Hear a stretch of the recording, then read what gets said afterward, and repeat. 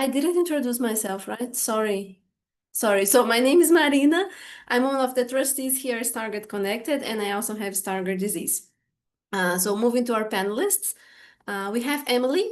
So Emily is currently at university in study classics, and she has been diagnosed with Stargardt disease around 5 years ago, so during lockdown.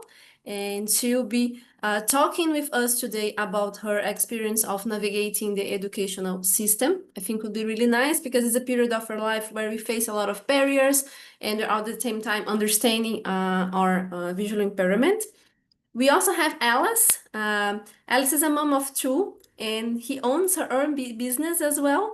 And she'll be talking about her experience, kind of being a mom and doing all of that, running her own business, being a mom, and how it targets how she faced barriers with Target and how she managed all that. And finally, with our male representatives on our panel today, we have Tom, who will be talking about his pathway, his experience and pathway through employment and how, I mean, let's see what Tom has to say. I think would be really nice. And Toby, which is another trustee at Stargate Connected, he will also be sharing with us his experience on the workplace. He has been working for a couple of years now, so we have two different experience. One of the beginning with Tom and Toby talking about his experience of a lifetime. So welcome everyone. Emily, I think you will be the first one, so the floor is yours. I will be checking the time, so if I say something, I don't want to be rude.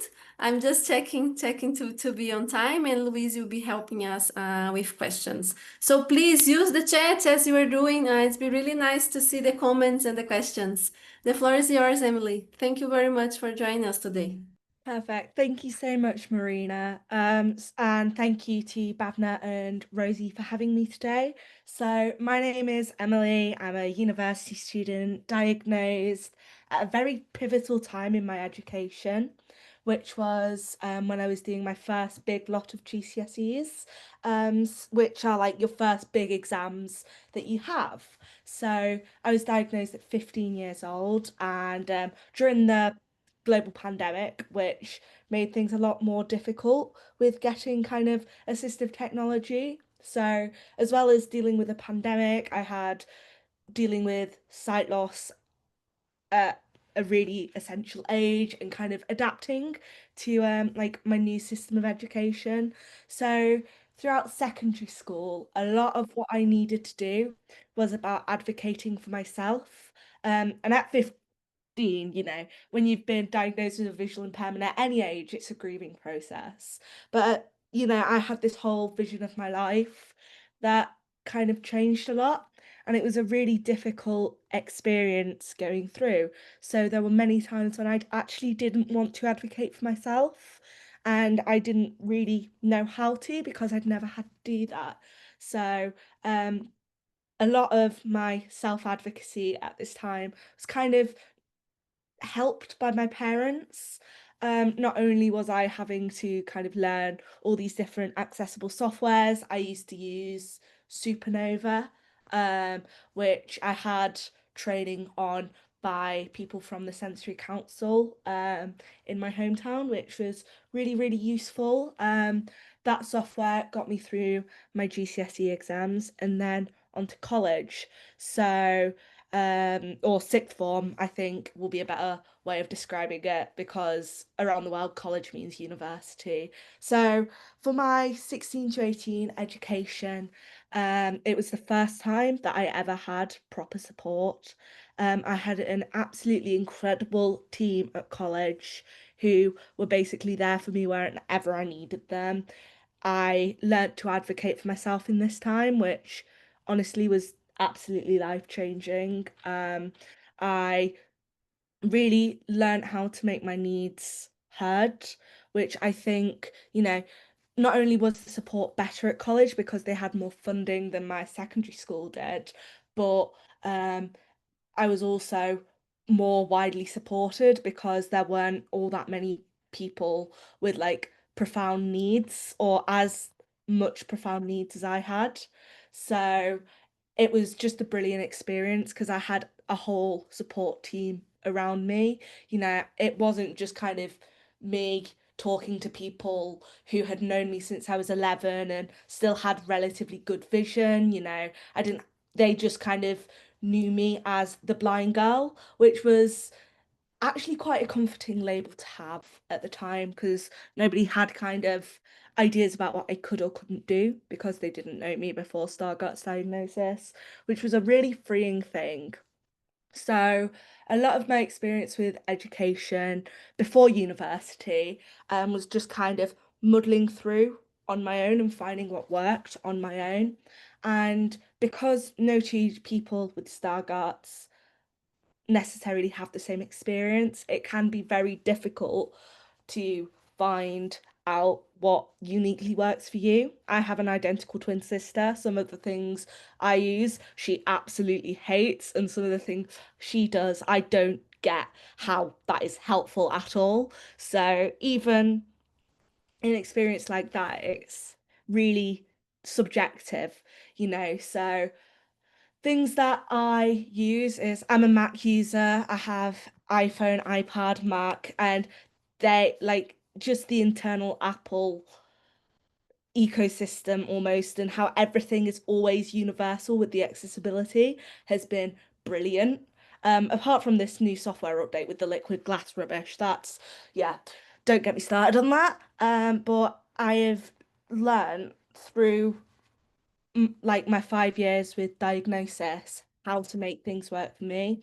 And I do have accessible software provided by the Disabled Students Allowance, which are a United Kingdom wide um, organisation that's connected with the Student Loans Company for university students who provide free technology to download onto devices.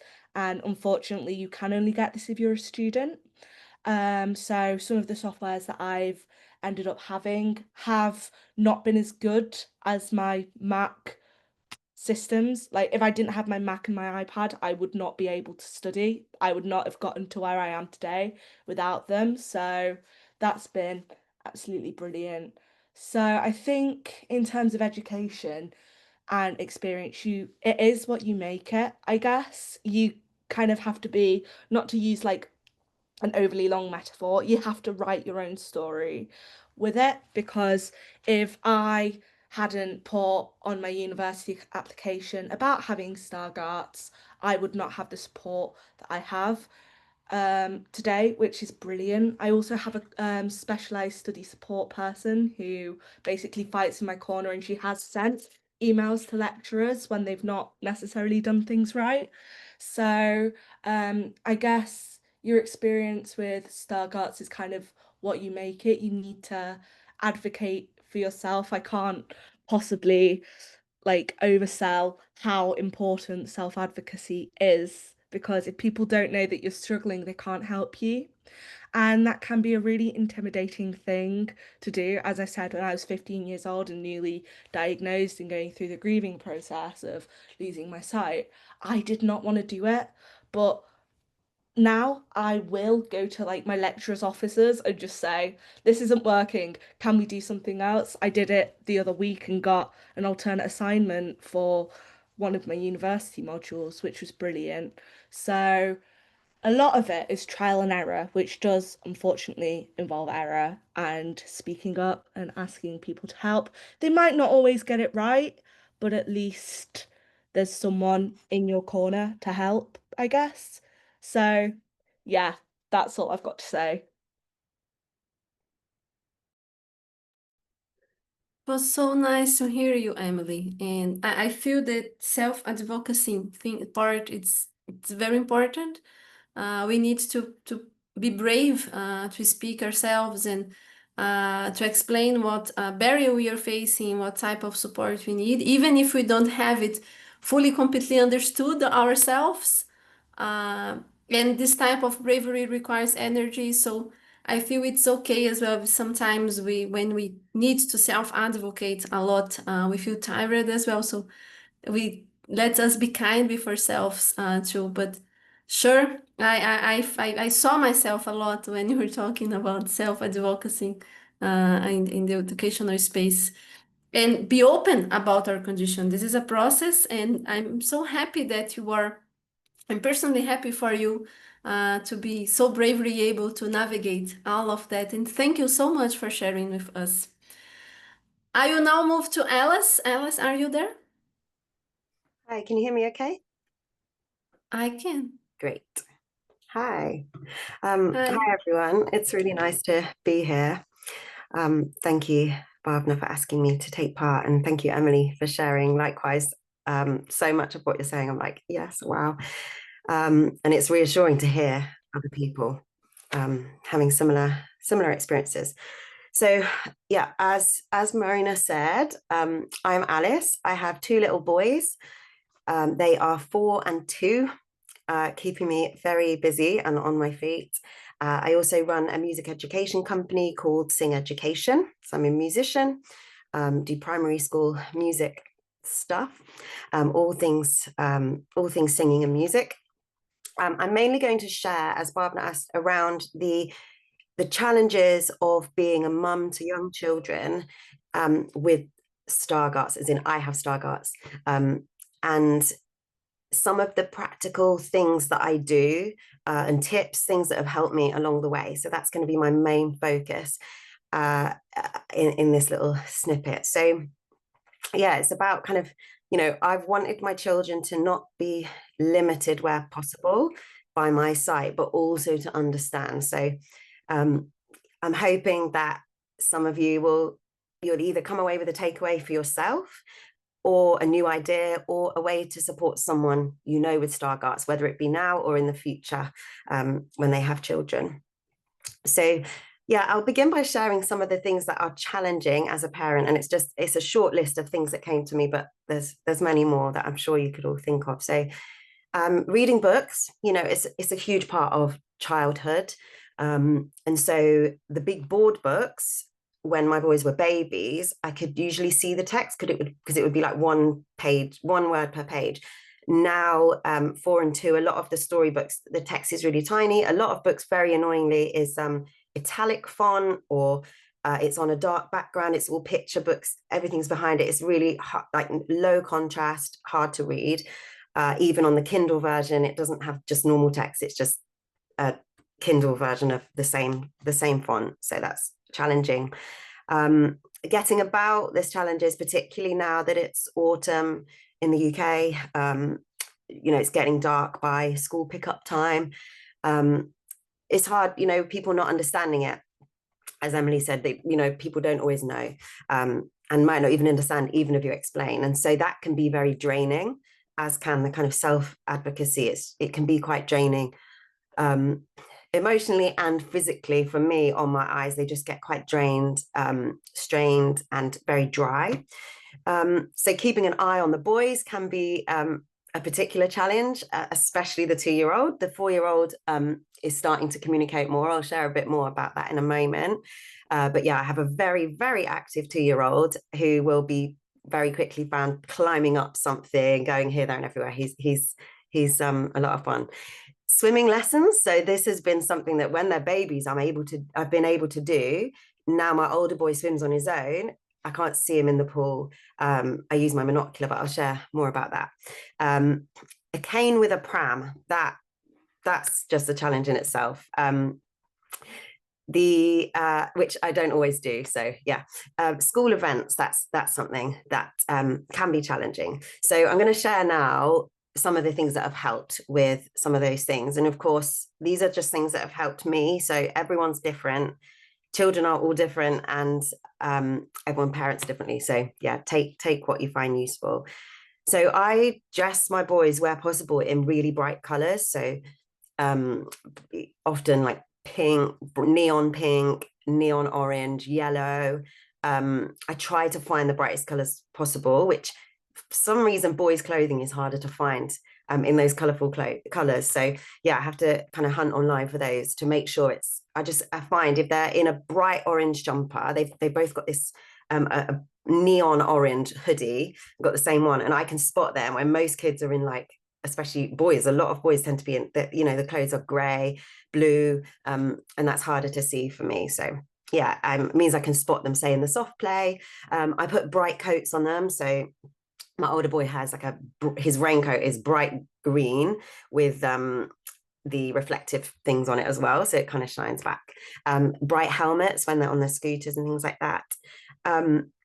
My older boy he's now 4 and he's just started school, and he's beginning to really start to understand it now. So since he first started using a scooter, like a little kid's scooter, I tried to implement this system, and now it's taken its time. And I'm not going to lie, there have been some stressful moments, but he really gets it now. And when he scoots ahead, he knows that when he gets to a road, he needs or to a point he needs to stop. I might say, okay, stop at that tree, and he'll stop, but he knows that I can't see that he stopped, so he then has to shout back and say, I've stopped. So he does that now, and then I put my thumb up back to him, and he knows I've seen him. So it's like our little code, our little system that we have, and that works really well. And of course, all parents have to have some kind of a system where they know that they can trust that their kid is going to stop at a road. But we have this shouting system, so I know that he's actually stopped, because otherwise I'm panicking. Has he stopped? Where is he? What's happening? But he's communicating straight away. And as I said, I'm not going to say it's perfect every time, but it is something that really helps. He's also starting to read bus numbers. Well, he's been doing that for quite a while, reading bus numbers, but now he'll like read out signs, read out how many minutes it's going to be on the tube or something like that, or tell me that the taxi's just pulling in. And he's really helpful at the minute. He'll read price labels for me. So that's great, because I'm sure lots of you with Stargardts will agree. Some of the price labels are so tiny, and even with taking a photo and also trying to take a photo of something with 2 kids, like I'm trying to keep an eye on them. I'm trying to do everything. So it engages him in there as well, and he has something to do in that process, which he finds exciting, and he likes to be helpful. I use my monocular. So as I said, I use that at swimming. And that helps, that at least I can I put him in like pink goggles and pink swimming hat and things like that, so that I can spot it more than if he just had the black ones that all the other kids have, because I can just tell, okay, I think that's him there. Or I'll ask one of the other parents, is that him? So I try, and at least I don't watch the whole thing with the monocular because it would be too draining for me, but at least I can try.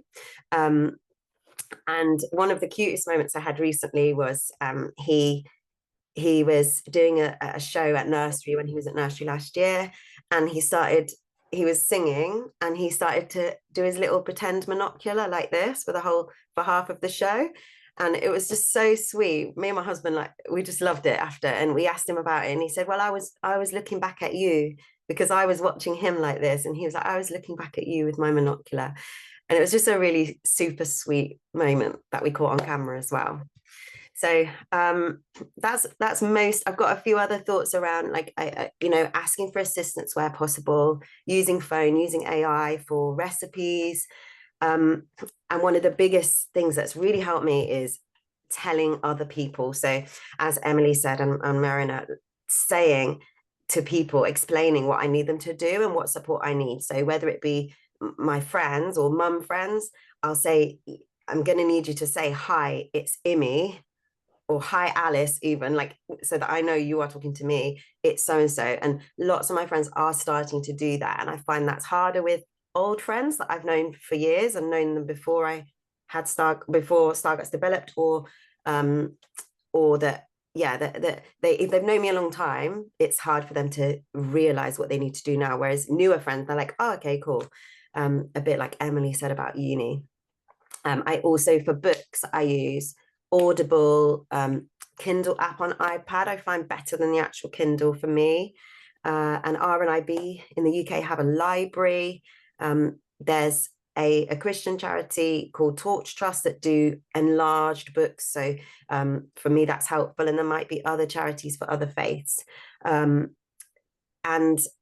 finally, I'll share around school. So my oldest has just started school, and I decided to just be really bold at the beginning and just say, I'm going to need your support. Like, I'm not, this is what the challenges have been for me at nursery. What can we do to make sure that he has a very normal experience at school, that I can do the drop-offs, I can do the pickups, and that I can react to him when he's coming out of school, because I don't want to be not reacting or smiling at some other kid, and like, you know, not going to thinking that it's my child. So they have been absolutely brilliant from the start, and I'm really pleased to kind of share that there has been a real positive story there, because it's not always the case.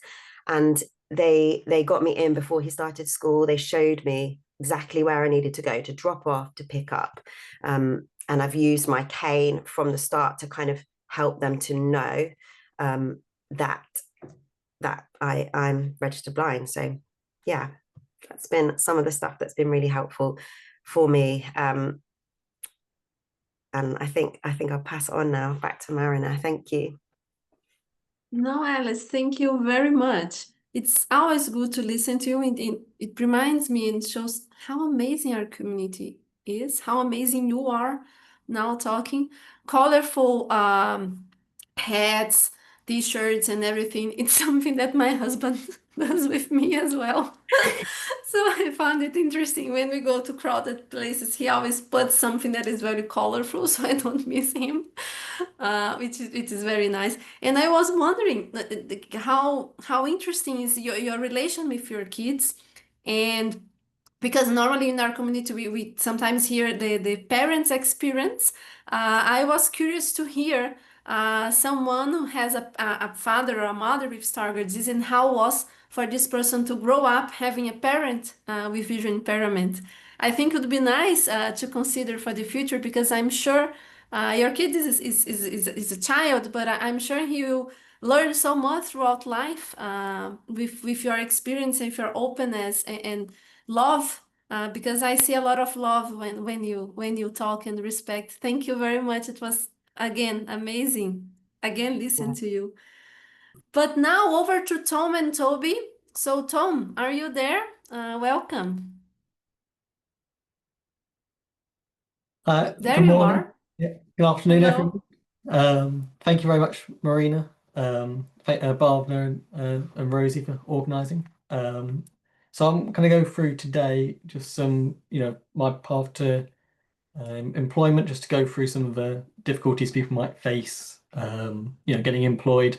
It's difficult enough going through the job hunt and careers process as is. So there are a lot of difficulties, but there are also a lot of organisations that are very, very helpful, and a lot of people as well. So Toby's really helped me. So yeah, it's so I'll go through some of my story. So similar to Emily, who seems like doing excellently. I was diagnosed at 15, around exam period time.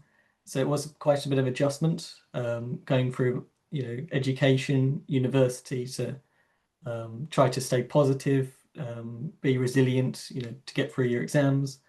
And then, after all this, you then have to go through and find a job, which makes things a bit interesting.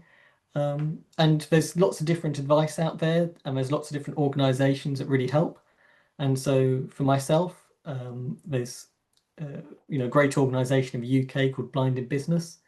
They did a lot of help with CV writing, as well as with doing interview practice as well.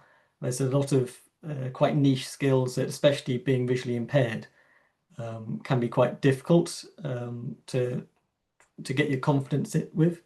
And so for myself, and to anybody who's going through or about to go through finding careers, it's to reach out to these organisations, again, Blind in Business, Thomas Pocklington Trust, and just talk with them through about your where you want to be in your career, where you want to go, and they'll start giving you advice to help you build that CV, build up some interview practice. And then the next thing is really applying for roles, and that just takes a lot of applying. So that just you have to be persistent, and you have to persevere, just to push through and to get as many applications out the door as possible. The key thing nowadays is social media, so LinkedIn.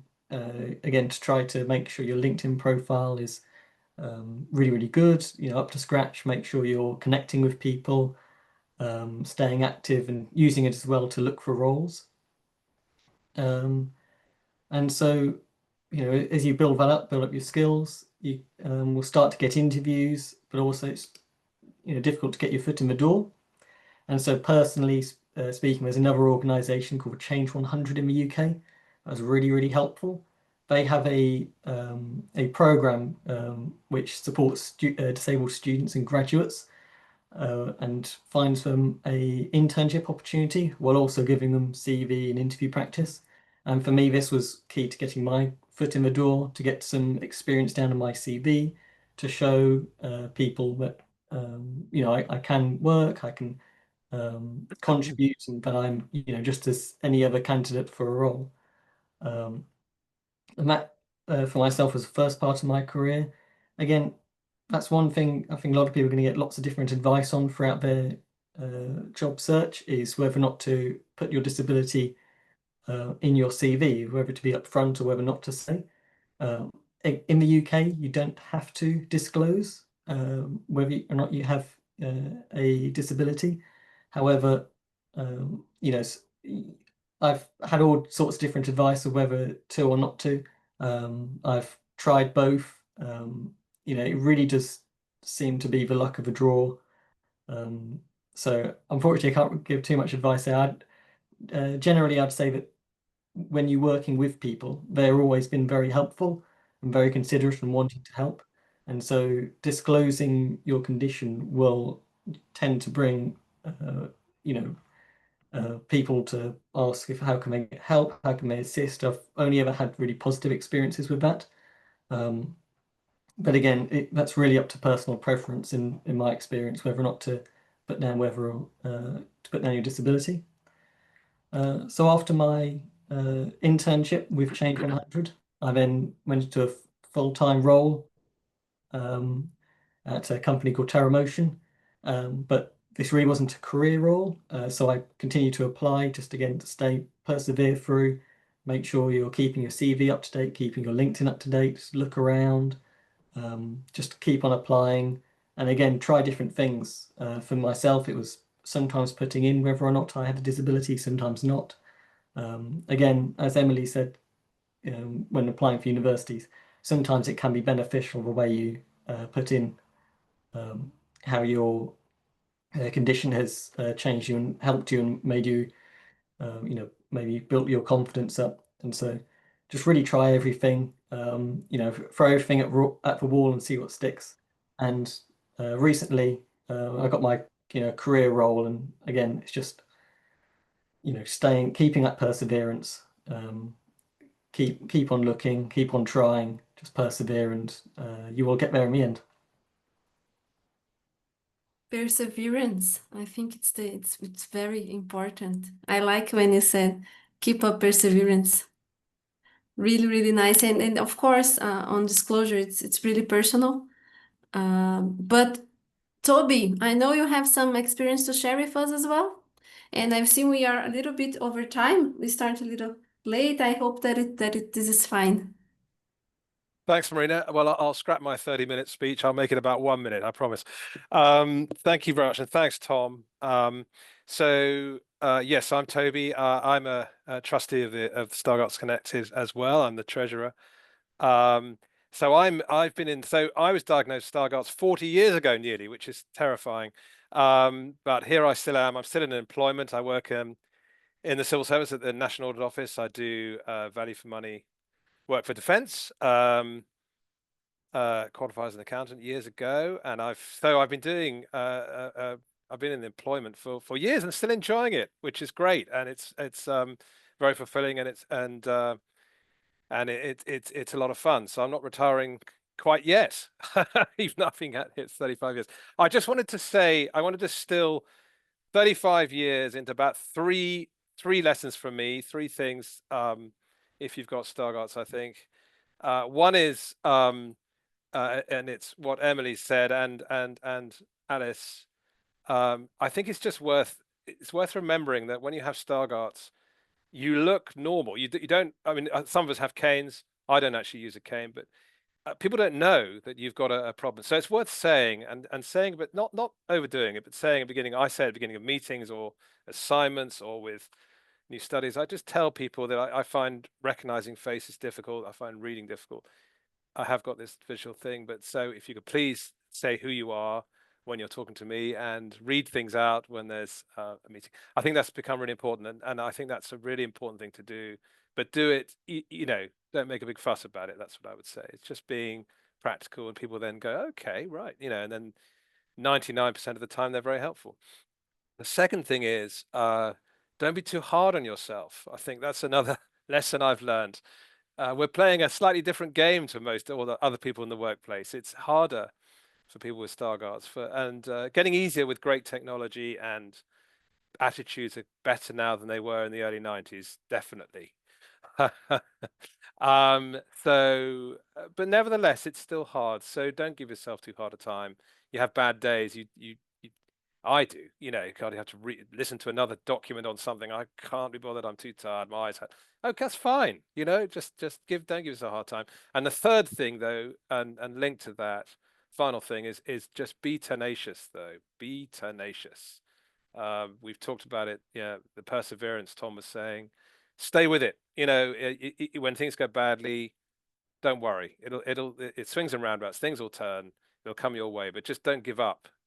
I've came very close to giving up, especially in the early 90s. I'm glad I just about held on, and here I am, and it's all fine now. And technology is fantastic now, and it's, even though I'm absolutely rubbish at it, I'm still learning every day, today included. So that's all I really want to say. If you're worried about getting career, totally understandable. But you, as Tom say, just be perseverance, be tenacious, and you can live your dreams. That's all I want to say, Marina. Amazing, Toby. And I feel you. So you also, when you saying your 3 points, you made the most important what we have heard today with our panelists. So self-advocacy, building new strategies, perseverance, tenacious, and of course, be kind to yourself. We all have our days, and never give up. So, Louise, I see there are comments on the chat or maybe questions. Yeah, I will give it to you, the floor, and if you thank have you. questions to bring us. So mostly the comments on the chat have just been super supportive and people really recognizing their stories and the stories that are coming out. So I just want to say thank you very much for those people that spoke up, because it's clearly it's impacting the people that are listening as well. So thank you there. There is one question that I wanted to bring up, and that was, Emily, for you around DSA. How did you find the process of getting help from the DSA? So the process of getting help from the DSA is a vastly different process to the process of getting help from school or sensory services in the council, because most of the time, if you say you need something, so if I said I needed a note taker, I wouldn't be questioned about why I needed a note taker or have loads of visual tests, field vision assessments about my note taker. I'd just be given one, which is absolutely amazing, especially because I had some very frustrating meetings trying to get support in. I knew I needed something, but it wasn't necessarily always given to me. The DSA application, the process itself, it can take a while. What I will say is make sure that all of the medical evidence for Stargardt's diagnosis, make sure that that is all in a format that will be all in a format that will kind of be able to be scanned in to the student finance system, because it didn't accept one of my bits of evidence at first because it wanted a clear PDF and I was uploading a photo. So it can be a very difficult thing to kind of get the hang on, but you can also submit like letters from a consultant, letters from an optician, doctor's notes. There are all completely valid forms of medical evidence. So yeah, it's a long process. You will have a needs assessment where basically they will ask you what you currently have at school. So they ask me a lot of things about specifically what I have in exams, and then they will put that into place and designate what sorts of technology you have. If you have something like Supernova at school, but you don't want to carry it on through to uni, they will recommend different bits of assistive technology. They might add things that are specific to university. So one of the pieces of software I have is a mind mapping software to put things all visual. Aids, you can get things like Grammarly. I've got friends who've got Grammarly through DSA, and they basically try and do everything to help you. But the DSA process is not the only way you can get support at university. So, as well as my DSA needs assessment, I had various meetings with a disability advisor at university. So, she's my main port of call. Whenever something goes wrong, I just send her an email and she helps me out with things, as well as technology. Going back to the DSA thing, you can also get someone called a specialist support professional. So my specialist support professional, I've had her, I'm in my second year of undergraduate and I've had her since my first year. And she's been absolutely brilliant. Very fortunately, her husband teaches the subject I study. So he teaches Latin and ancient Greek in a secondary school. So a lot of the resources that I might need that aren't accessible from the university library or database, he can provide through her. But the kind of support professional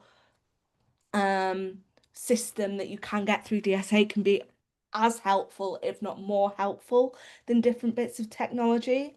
So to sum up, you will submit evidence of diagnosis to the DSA, then they will be in touch with a needs assessment and they will ask you what works for you, what you need, and then provide it. And then you will also be encouraged from your UCAS application, if you choose to disclose your disability, you will submit the evidence to your university, and then someone from university will be in touch. And yeah, I think the main takeaway is that people genuinely do want to help and they trust that you know your needs best. So it's very much a student-led sort of thing. It's very, you know, rather than it being like kind of, okay, what works right this second, because we all know with Stargardt how much our vision can change. It's kind of a one and done thing. You can request reviews, but yeah, it's great. I hope that very rambly spiel answered your question.